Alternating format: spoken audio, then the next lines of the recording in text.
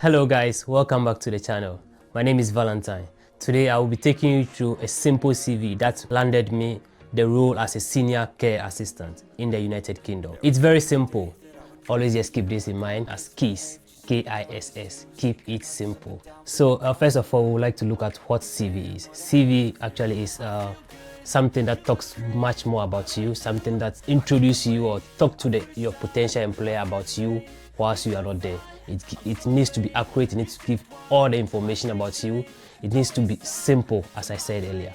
No employer is willing to go through tons of messages from you to get to know you. They only need about 2 lines to get to know you, and that 2 lines should be your best shot at any time. Every employer spends hours going through tons of emails, not from you alone, but from all over the world, because believe me and you are not the only person looking for a job. Let's look at how to make your CV look attractive. CV doesn't have to give every single information about you. You have to let your potential employer want more from you. That's when he or she will invite you for an interview. First of all, I'll take you through the personal information part. You just need to write your name, your telephone number, your address. You don't have to write your address in full. Just give the person, let's say you are in Accra, Ghana, so that the person knows where to find you or where you are located. And next, the most important one is your email address. Please guys, we've been applying for jobs over and over again. The reason why we are not being called is because of our emails. Some of us have celebrity emails like celebrityness@gh.com. Charlie, your potential employer doesn't want to know you're a celebrityness. Your potential employer wants to know you are KLB Studios. So all you have to do is klbstudios@gmail.com. Even though KLB Studios doesn't sound professional, I'm just citing an example. Make it look like your real name, maybe Valentine Jr@gmail.com. Your name shows Valentine on top there. The employer knows that is you, or you are the one talking to him or her. So if the person needs to send an email, the person will not be found, oh, this person says he's Valentine, but his email address says celebrityness. How sure am I that I'm sending it to the right person? So just guys, keep it simple. So let's move on. You've given your employer your name, your full name, your address. Those of us who like to add our date of birth and all this, they are not needed. Date of birth is not needed. The employer doesn't want to know your date of birth. The person just wants to know your name, your email address, your contact number, how the person is supposed to contact you, where to locate you. Let's say you're in Ghana. Let the person know you're in Ghana. So the person is giving you a COS or something. The person knows you are coming out from UK. If you're in the UK, don't give your full address. Just give, let's say you are in Reading, so just say Reading, UK, finish, that's all. So let's move on. The most important thing is all employers always want to see your first 4 paragraphs, because when the person opens your email, the only thing the person can see is the first, let's say 100 words that you've written. So that's the reason why it's most important for you to always bring your personal statement or your professional profile in front. And your professional profile or personal statement has to be eye-catching. All you have to do is put every point, all you have, put it in the personal statement. All you have to do is let the person know you're hard work, you're able to multitask, you have the ability to maybe administer medication. The person is looking for things in you. And there's one trick here, guys. All you have to do over here is bite the employer with his or her own words in your personal statement. It makes it looks easy for you and very difficult for the employer not to pick you. Before you write your CV, always make your research. Go to the employer's site, the job advertisement that he or she is advertising. Go there, you'll find your roles in there. How does these roles relate to you? Don't say I'm not a nurse. The person is writing about medication. The person is writing about personal care or those things. You're not a nurse. You've not done all those things before. Charlie, we've all done everything. You know what you have to do. You've lived with your grandmother. You've lived with your granddad for over years. You've been taking care of them. You've been feeding them. You've been bathing them. All those things are related to care works. There's nothing like I've not been into the care work before. I've not done care work before. No, you still need to get your employer wanting to want more from you. How do you relate your current job or your old job to the work that the employer is looking for? First of all, go to their site, as I said earlier. Pick up their own ways, modify them into your own characteristics, and then give them back to them. So when the person pick up your CV, oh, I advertised that I was looking for this person who has this kind of qualities, quality A, B, C. The person is also saying he has quality B, C, A. It's more or less like the same thing that I want. So, Charlie, why don't I pick this guy? So, always keep it simple. Your personal statement should be like 2 to 3 lines maximum. Give the person what he or she wants. All those things help. So what we need to do is always make sure you research before you start your CV, and make sure you make a CV for each and every job. Don't use the same CV for every job application that you do, because what the employer A is looking for is not the same thing that employer B is looking for. So write your CV to suit the kind of job you are applying for. You need to also make sure your skills and abilities comes in right after, because the employer, after reading your personal statement, you would like to get to know your skills, what you do, what your abilities are, what you're able to do, what you're capable of doing. It's not about telling the person, maybe I'm able to wake up in the morning, dress up and then look nice and go to work. They all want someone who is hardworking, someone who wants to work. So always make sure you put your words accurately and make sure you make it simple. As I said, keep it simple. Don't write more. Always keep it in bullet form. Just bullet your points one after the other. Make it look clear. Your font size, your font style should always be readable, because your employer is not going to take his or her own time looking through to find out the spellings, or nobody's ready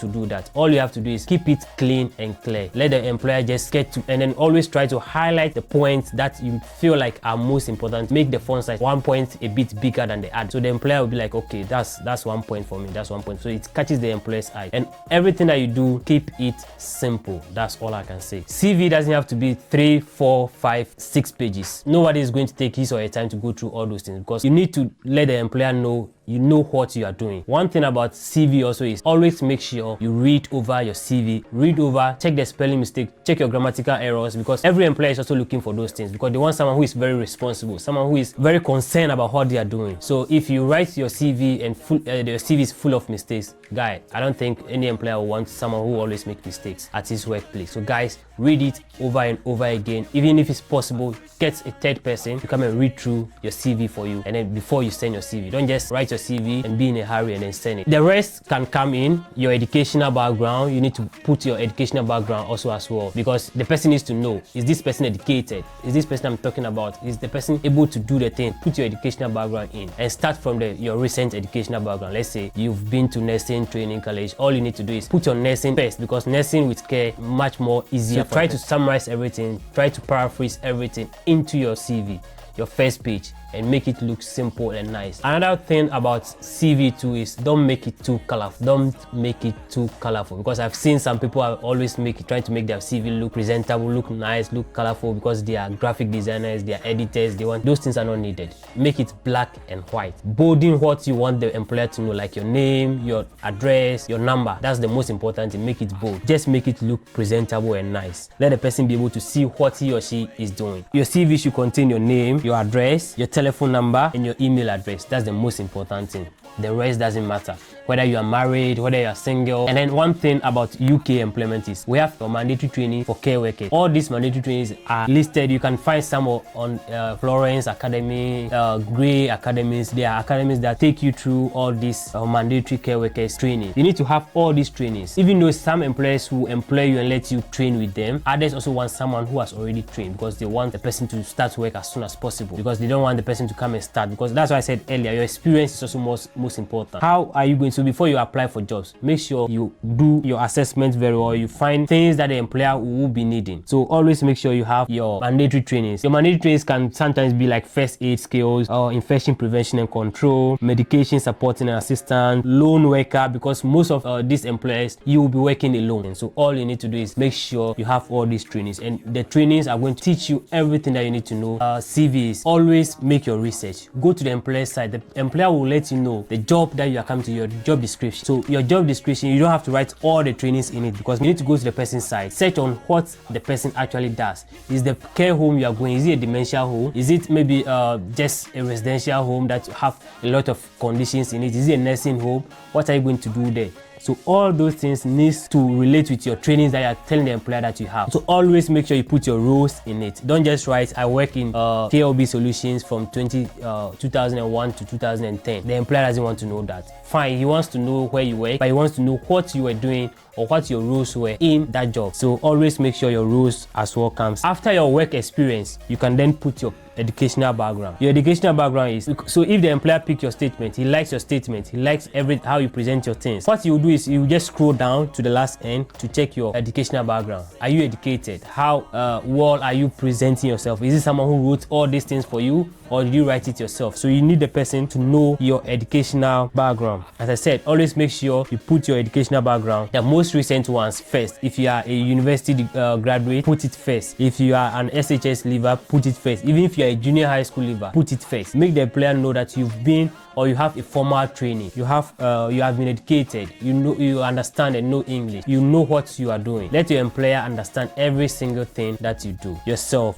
Try to compare with other CVs. Make sure you get not just one CV to compare if you want to write a CV. Always get 2 or more CVs. Compare them. How did these 2 different individual construct this? Because there's no way every single person's CV is going to follow the same suit or is going to be like the same thing. We all are different, and the way I will construct my words is different from how someone else will construct his or her words. So you always need comparison. Make sure you keep it simple. That's the most important thing. Keep it simple. Yeah, and also those of us that will be applying through Indeed or site, Twitter jobs and other stuff, some of the sites will require you to write a cover letter. Cover letter is mostly more or less like a summary of every single thing that is in your CV or what you are, just like your personal statement. But don't go and copy your personal statement into your cover letter. No, make your cover letter look more presentable and more accurate. Let it have the most important thing you want the employer to be looking out for. Let's say you are applying for a senior care job. Let your cover letter contain things that are relevant to the senior care job. Let's say medication administrating, let's say mental capacity, team working. All those things needs to be in your cover letter to make your cover letter very enriching, because most employers read your cover letter and just like you straight away from there. Make your cover letter enriching. Let your employer want to know more from reading your cover letter, because if you give nothing, the person will be like, oh, there's nothing in the CV. Even your cover letter doesn't look okay, doesn't look presentable. Why would I want more from you? So always make sure you write your most important things in your cover letter. Don't write every single thing that is in your CV in your cover letter. No, it doesn't sound well, because you want your employer to always want to read more from you or want to hear more from you. Some employers, after reading your cover letter, will just pick their phone and call you straight away and arrange an interview with you. So guys, keep it simple always and make it professional. Subscribe, like, share to your friends. See you again in the next one. Thank you. See ya.